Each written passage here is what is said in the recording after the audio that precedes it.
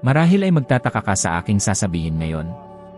Ngunit ang katotohanan ay payak. Ang dahilan kung bakit wala ka pa ring pera na iyong ninanais ay walang kinalaman sa ekonomiya, sa iyong amo, sa gobyerno, o sa iyong edukasyon. Sa katunayan, ang tunay na kalaban ay nasa loob mo, nakatago, tahimik na kumikilos araw-araw nang hindi mo namamalayan at sinisira ang iyong pananalapi. Tinutukoy ko ang isang bagay na halos walang nakakaintindi ng tunay, ngunit siyang kumokontrol sa iyong buong buhay, ang iyong paradigma. Alam mo ba iyong palaging pakiramdam na nagtatrabaho, at walang natitirang pera sa katapusan ng buwan? O iyong takot na pumipigil sa tuwing naiisip mong mag-invest, magpalit ng trabaho, o magsimula ng negosyo? At ang mas masahol pa yung tinig sa loob na laging nagsasabi, hindi ito para sa'yo, hindi ka magkakaroon ng tunay na pera. Alam ko nang mabuti ang tinig na iyan, sumigaw na iyan sa aking ulo sa loob ng maraming taon. Karamihan sa mga tao ay ginugugol ang kanilang buong buhay sa pagtatangkang lutasin ang problema ng kawalan ng pera sa pamamagitan ng pagtingin sa mga maling lugar. Naniniwala sila na ang may kasalanan ay ang mababang sweldo, ang hindi makatarungang gobyerno, ang kakulangan sa mga oportunidad at ang ilan ay napapaisip pa na ipinanganak sila na may isang uri ng sumpa sa pananalapi. Ngunit ang totoo ay ang tunay na problema ay hindi kailanman nasa labas, palaging nasa loob. Palaging isang usapin ng paradigma. Sa loob ng maraming taon, ako mismo ay nahulog sa bitag na yan. Sinubukan ko ang lahat, kumuha ako ng 2, 3 trabaho, tumanggap ako ng mga overtime, nagsakripisyo ako sa pagtatrabaho tuwing Sabado at Linggo, pista opisyal, lahat ng ito sa pag-akalang lilitaw din sa wakas ang pera. Ngunit, kahit gaano ko pa subukan, ang mga resulta ay palaging pareho. Ang mga bayarin ay patuloy na nag-ipon, ang pera ay hindi kailanman sapat, at ang pagkabigo ay lalo lamang nadaragdagan. Doon ko napagtanto ang isang bagay, hanggat patuloy kong sinusubukang baguhin lamang ang mga resulta nang hindi binabago ang sanhi, walang magbabago ng tunay. At alam mo ba kung ano ang sanhi? Ang aking paradigma. Iyong hindi nakikitang pagprograma sa isip na nagpapanatili sa akin na nakakulong sa isang pattern ng kakulangan sa pananalapi. Isang uri ng otomatikong piloto na nagdedesisyon para sa akin kung magkano ang maaari kong kitain, gastusin, at kahit na kung magkano ang dapat kong itabi. Ito ay mas karaniwan kaysa sa iyong inaakala. Ilang beses mo na bang nasabi ang mga katagang tulad ng, hindi namimitas ng pera sa puno, para kumita ng pera kailangan mong maghirap, o yumayaman lang ang mayayaman dahil sinasamantala nila ang iba? Ang mga katagang ito ay tila hindi nakapipinsala, ngunit ang mga ito ay parang mga binhi ng kakulangan na itinanim sa loob ng ating isipan. At ang mas masahol pa sa lahat ay na, kahit nabigyan ka ng buhay ng isang pagkakataon na kumita ng higit pa kung ang iyong paradigma sa pananalapi ay hindi magbabago, sinasabotahe mo pa rin ang lahat. Kumikita ng dagdag at biglang may lumalabas na mga bagong gastos. Tumatanggap ng hindi inaasahang pera at agad na lumalabas ang problema sa kotse, isang emergency bill, isang utang na hindi mo na matandaan. Hindi iyon nagkataon, iyon ay pagprograma sa isip. May isang panahon, bago ako magsimulang magturo tungkol dito, na nagtatrabaho ako bilang bumbero sa Toronto. Mayroon akong fixed salary na walang masyadong pag-asang lalago. At gayon pa man, nakikita ko ang mga katrabaho na kumikita ng kapareho ko na nakakatipid, nakakapag-invest habang halos hindi ko kayang bayaran ang upa. Alam mo ba kung bakit? Dahil iba ang kanilang paradigma. Naniniwala sila na karapat-dapat silang umunlad, ako hindi. Ito ang isa sa pinakamahirap na pagkaunawa na naranasan ko sa buhay. Ang tumingin sa salamin at mapagtanto na ang pinakamalaki kong kaaway ay ako mismo. Na ang kwento na ikinukwento ko sa aking sarili tungkol sa pagiging mahirap, tungkol sa kawalan ng swerte ay isang dahilan lamang para hindi harapin ang katotohanan. Sinasabotahe ng aking subconscious ang bawat hakbang na ginagawa ko patungo sa pag-unlad. At alam ko na maaaring mahirap tanggapin yon. Marahil ay nakikinig ka sa akin ngayon at iniisip, Bob, hindi mo naiintindihan, iba ang sitwasyon ko, may mga anak ako, may mga utang ako, tumaas ang halaga ng pamumuhay. Ngunit naiintindihan ko. Naroon na ako. Alam ko ang bigat ng paggising ng madaling araw na nag-aalala tungkol sa upa sa susunod na buwan. Alam ko kung ano ang pumili sa pagitan ng pagbabayad ng bill sa kuryente o pagbili ng pagkain. Ngunit alam ko rin na mayroong 100 palabas. At nagsisimula iyon sa loob ng iyong isipan. Ang unang bagay na kailangan mong gawin ay itigil ang pagtingin sa labas at simulang tumingin sa loob. Obserbahan ang iyong mga otomatikong pag-isip tungkol sa pera. Isulat ang mga paniniwala na dala mo mula pa noong pagkabata. Tanungin ang iyong sarili, saan nanggaling ang ideyang ito na hindi ako karapat-dapat na magkaroon ng pera? Dahil maniwala ka karapat-dapat ka. Lahat tayo ay karapat-dapat. May mga pag-aaral sa behavioral psychology na nagpapakita na ang mga batang nalantad sa mga negatibong kataga tungkol sa pera sa mga unang taon ng buhay ay may mas mataas na posibilidad na makaranas ng mga paghihirap sa pananalapi sa kanilang pagtanda. Para bang ang utak ay naiprograma upang palaging mamuhay sa limitasyon. At ang tanging paraan upang masira iyon ay ang muling pagprogram. Walang ibang paraan palabas. Kung patuloy kang susubukang magtrabaho ng higit pa, magsikap ng higit pa, nang hindi binabago ang iyong paradigma, patuloy kang ikot sa bilog. Iyon ang nangyari sa akin sa loob ng maraming taon. Lumipat ako mula sa isang trabaho patungo sa isa pa, sa pag-aakalang ang problema ay ang sweldo at hindi naman. Sa tuwing tumataas ang pera, tumataas din ang problema. Para bang mayroong isang hindi nakikitang kisam sa ibabaw ng aking ulo, at sa tuwing susubukan kong lampasan ito, may mangyayari upang hilahin ako pabalik. Sa makatuwid, ang unang hakbang ay ang pagkilala. Ang problema ay hindi ang mundo, hindi ang amo, hindi ang krisis, ito ang paradigma. Ang pangalawang hakbang ay ang pagpapasya. Handa ka bang magbago? Handa ka bang questionin ang lahat ng iyong pinaniniwalaan tungkol sa pera? Dahil ang pagbabago ay nagsisimula lamang kapag ang desisyon ay tunay na ginawa. At bago mo isipin na ito ay murang usapang motibasyonal, hayaan mo akong sabihin sa iyo ang isang bagay. Ang sinasabi ko sa iyo dito ang siyang nag-alis sa akin sa pagkabangkarote, sa mga utang, sa paghihirap, at inilagay ako sa isang landas ng pag-unlad na tumatagal hanggang ngayon. At maaari rin itong gawin yon para sa iyo kung papayagan mo. Naisip mo na ba kung bakit, kahit na alam mo kung ano ang kailangan mong gawin upang kumita ng mas maraming pera, hindi mo ito ginagawa? Bakit ka nag-aalangan na tanggapin ang alok na yon para sa isang mas magandang trabaho? Bakit mo ipinagpapaliban ang pagsisimula ng proyektong iyon na maaaring magpabago sa iyong buhay?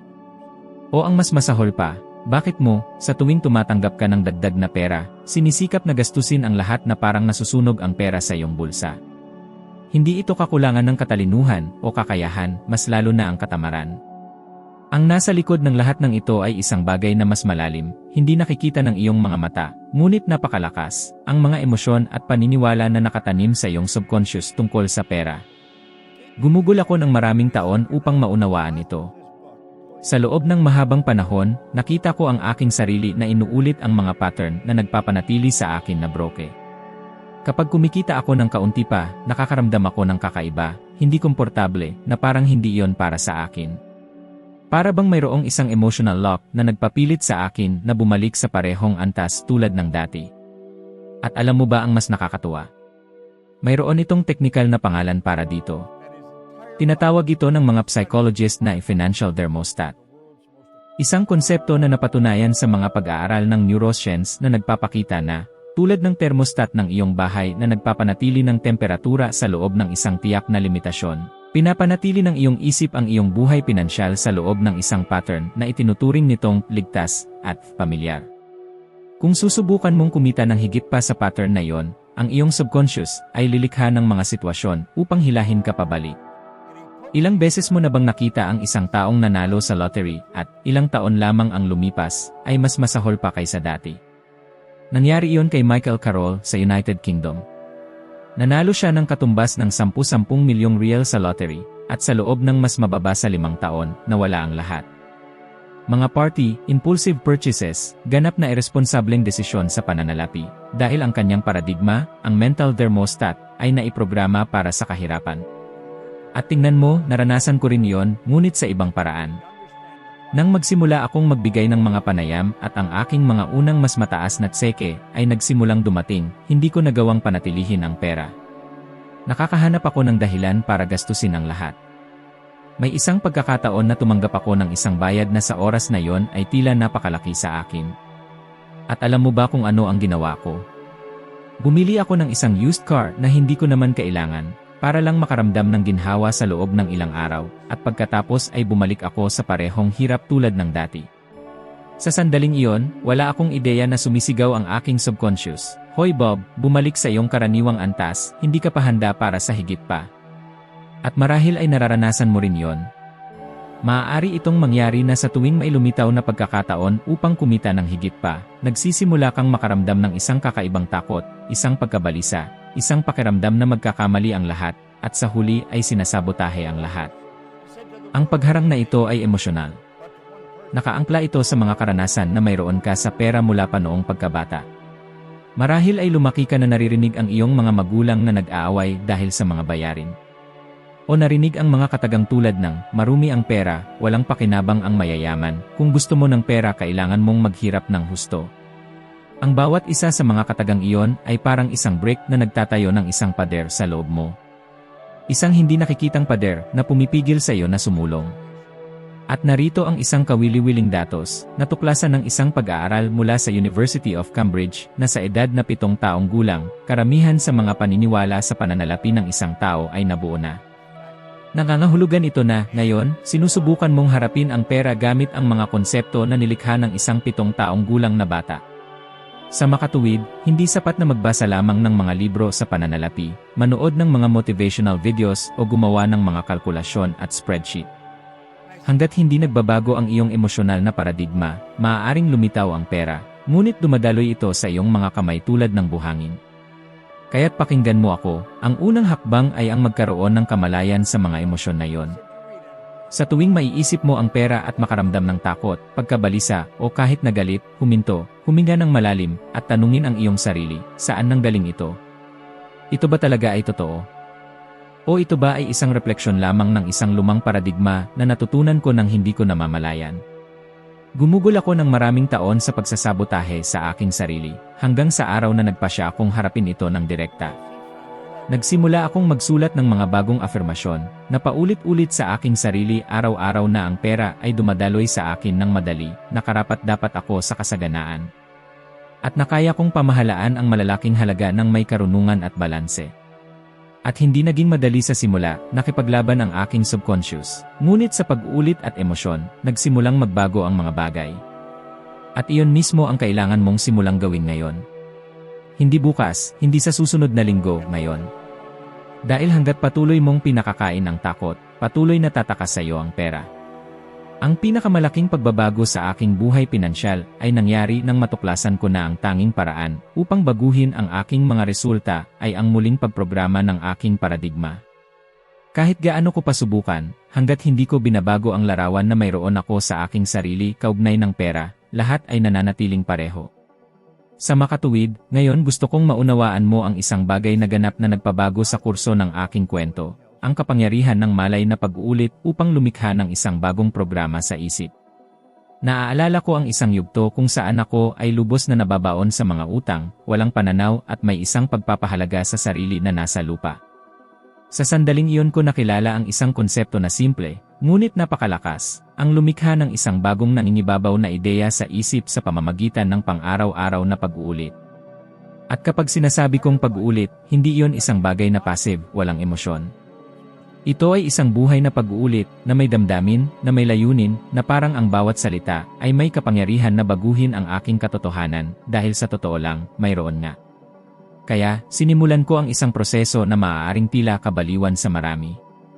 Kumuha ako ng isang notebook at araw-araw, isinusulat ko ng 100 beses ang parehong positibong afirmasyon, palaging sa kasalukuyan, palaging na parang ang bagay na iyon ay isa ng ganap na katotohanan.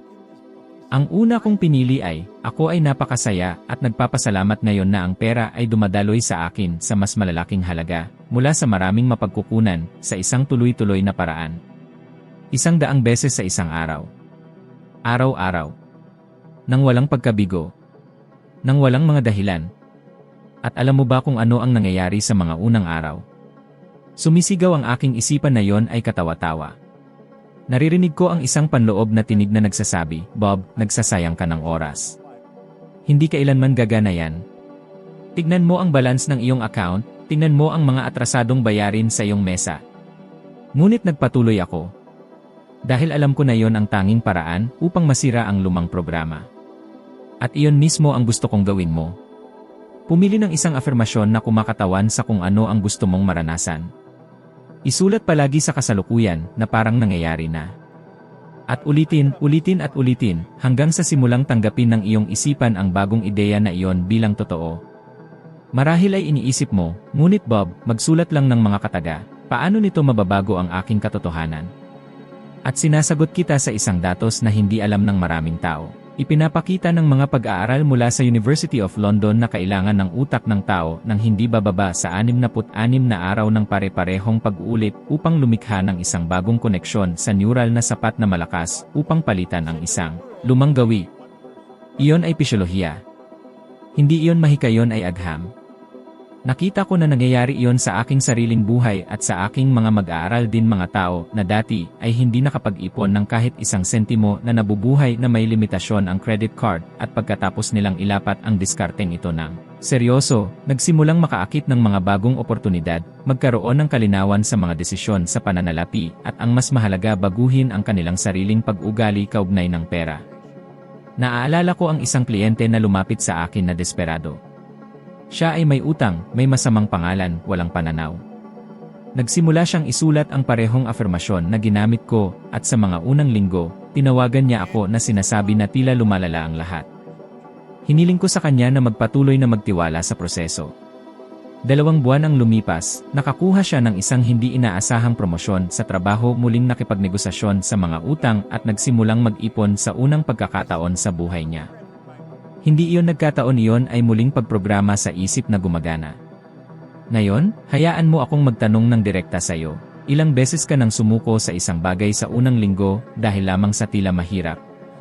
Gusto mo bang baguhin ang iyong buhay pinansyal? Kung gayon, harapin mo iyon bilang isang hindi maipagpaliban na pangako sa iyong sarili. At kung gusto mong seryosohin iyon, narito ang aking personal na hamon sa iyo. Sa loob ng susunod na 30 araw, pumili ng isang solong positibong afirmasyon tungkol sa pera at isulat ito ng 100 beses sa isang araw. 100 beses. Walang mga dahilan. Nang walang paglaktaw ng mga araw. Nang hindi ginagawa ng kalahati. Kung gagawin mo iyon na may emosyon, na may focus, na may layunin, ginagarantiyahan ko sa iyo na sa lalong madaling panahon ay magsisimula kang makapansin ng mga banayad na pagbabago at pagkatapos ng malalaking pagbabago. Dahil ang buhay ay palaging tumutugon sa kung ano ang nakaukit sa pinakamatindi sa iyong subconscious.